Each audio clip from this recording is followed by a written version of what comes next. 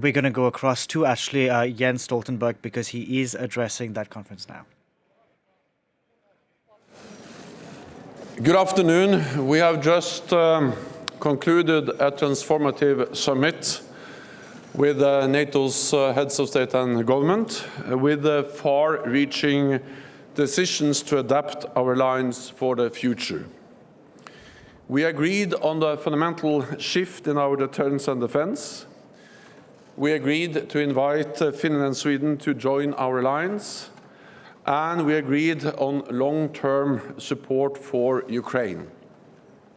We agreed NATO's new strategic concept. We agreed to step up in the fight against climate change and to establish a new 1 billion innovation fund. We agreed to invest more in NATO and to increase NATO's common funded budgets. And we agreed to deepen our relationships with some of the alliance's closest partners, not least in the Indo-Pacific. Our final session at the Madrid summit focused on threats and challenges from the Middle East, North Africa, and the Sahel. Insecurity in these regions has a direct impact on the security of all allies.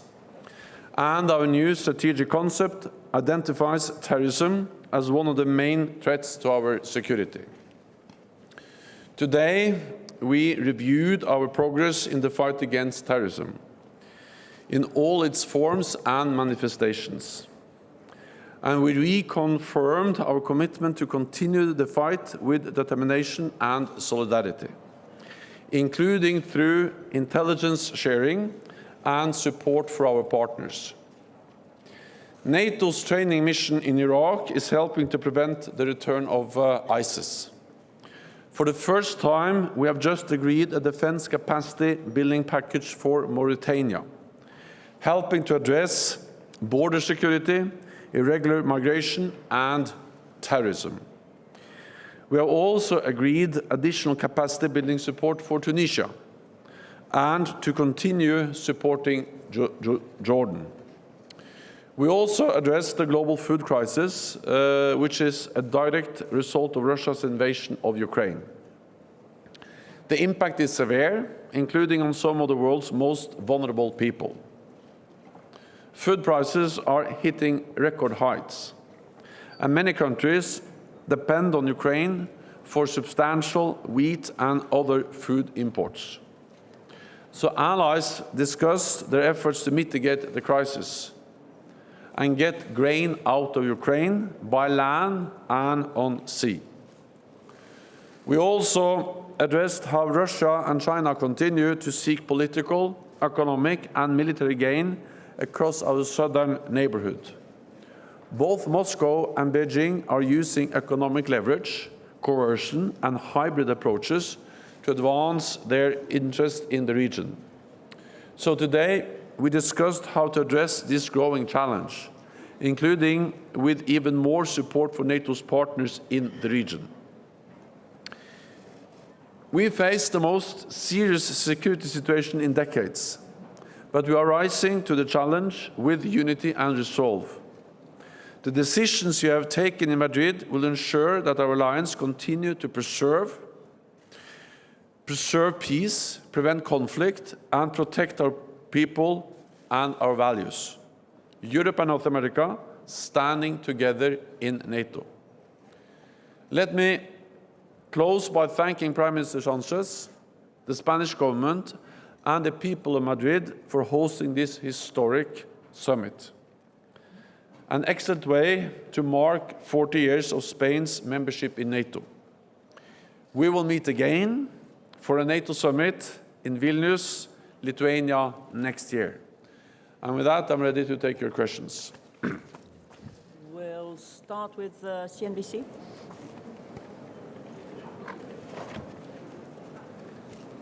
Secretary-General Hadley Gamble with CNBC News.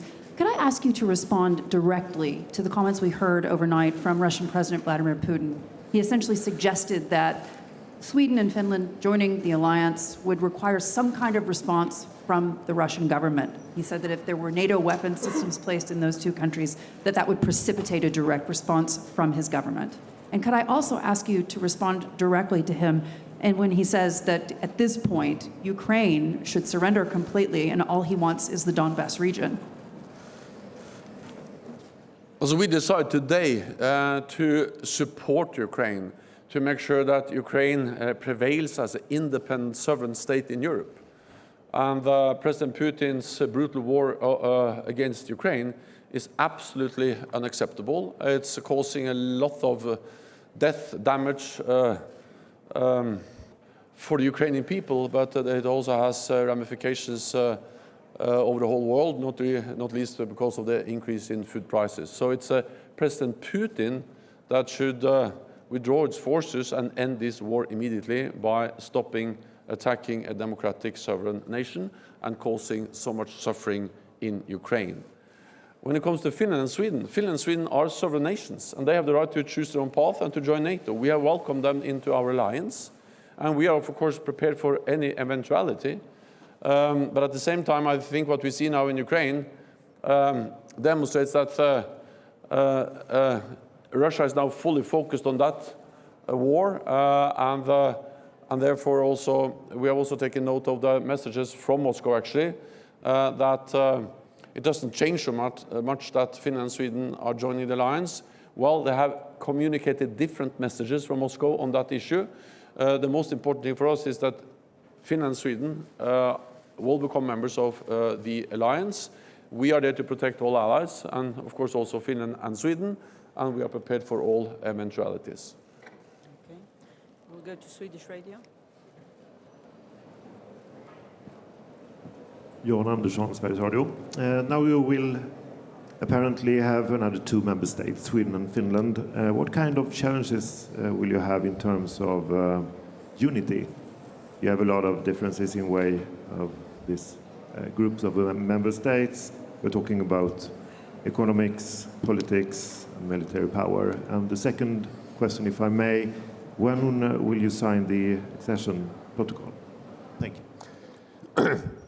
The political decision, the real decision to invite Finland and Sweden to join NATO was taken at this summit yesterday. So that decision has been taken, and then we will do the formal signing of the accession protocol on Tuesday with the presence of the Swedish and Finnish foreign ministers. But the reality, the decision has been decided already with the political decision by all the leaders yesterday at this Madrid summit. Then I think on the question of unity, I think that sometimes it's easy to, in a way, confuse two very different things.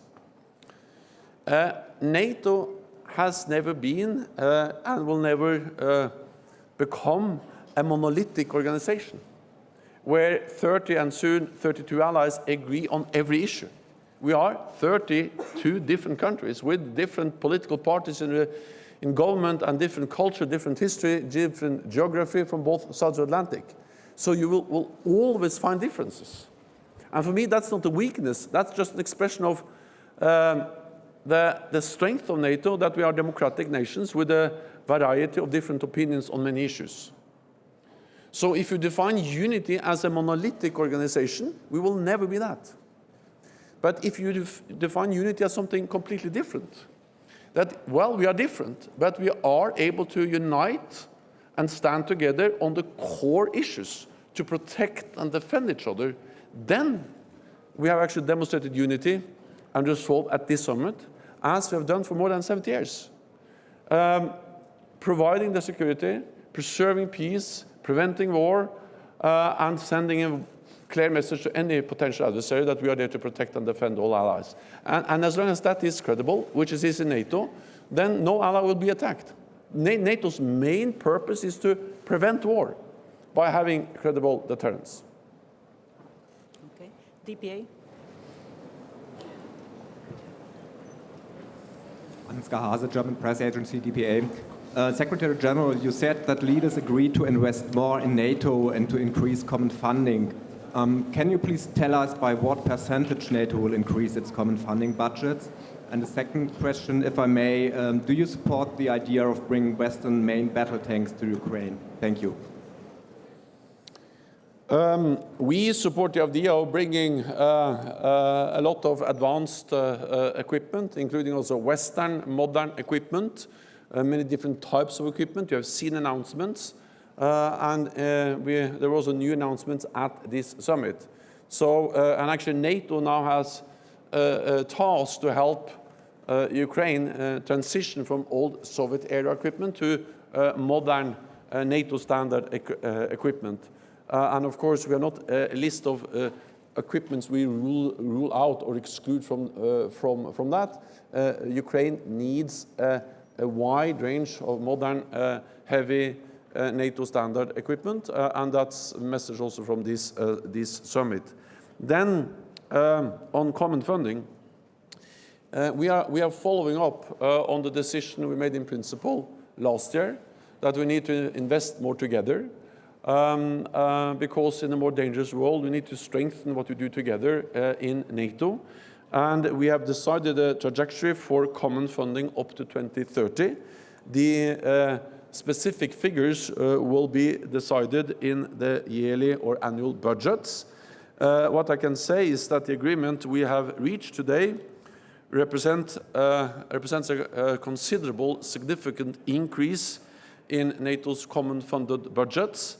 And that will enable us to invest more together in pre-positioned equipment, in hardened shelters, in infrastructure, and to ensure that we can plug and play capabilities together in NATO, also with more command and control, and also to provide more support to our partners, and also to have more exercises.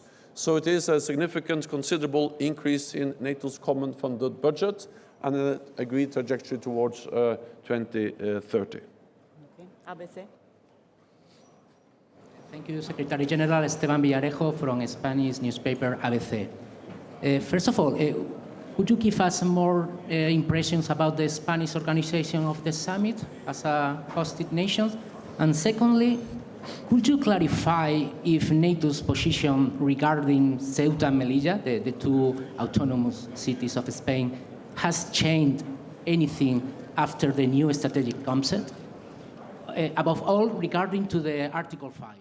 Thank you very much. You were listening to NATO Secretary-General Jens Stoltenberg speak there in Madrid as the NATO summit, the two-day NATO summit, drew to a close. He announced the long-term funding for Ukraine, and he said NATO members had agreed to invest more in the security alliance. We can now bring in France 24's Armin Georgian, who is listening alongside me, to Jens Stoltenberg. Armin, tell us, what were the main things Jens Stoltenberg had to say? Well, the first question, not surprisingly, was about President Putin's comments about how Russia would respond to Sweden and Finland being invited to join NATO, which is something that is really, I suppose, the main takeaway of this summit in Madrid. And Jens Stoltenberg, his way of answering that, he said Russia is now focused on its war in Ukraine. So if I read that answer correctly, then Stoltenberg seemed to be implying that NATO perhaps didn't have to worry too much about Putin's comments, in the sense that basically Stoltenberg believes Putin is very occupied in Ukraine and perhaps would not try to do something major in response to Finland and Sweden. But he said the alliance is going to be ready for all eventualities and to defend all of its members, which of course will include Sweden and Finland in the future. He didn't specify exactly how. He didn't specify what sort of a NATO presence there will be in Sweden and Finland. Finland particularly having a pretty significant border with Russia. But we know now that the accession protocol is going to be signed on Tuesday with the leaders of Sweden and Finland and the other members of the NATO alliance, and then of course the actual ratification has to happen in the different NATO member states to ratify that accession of Finland and Sweden.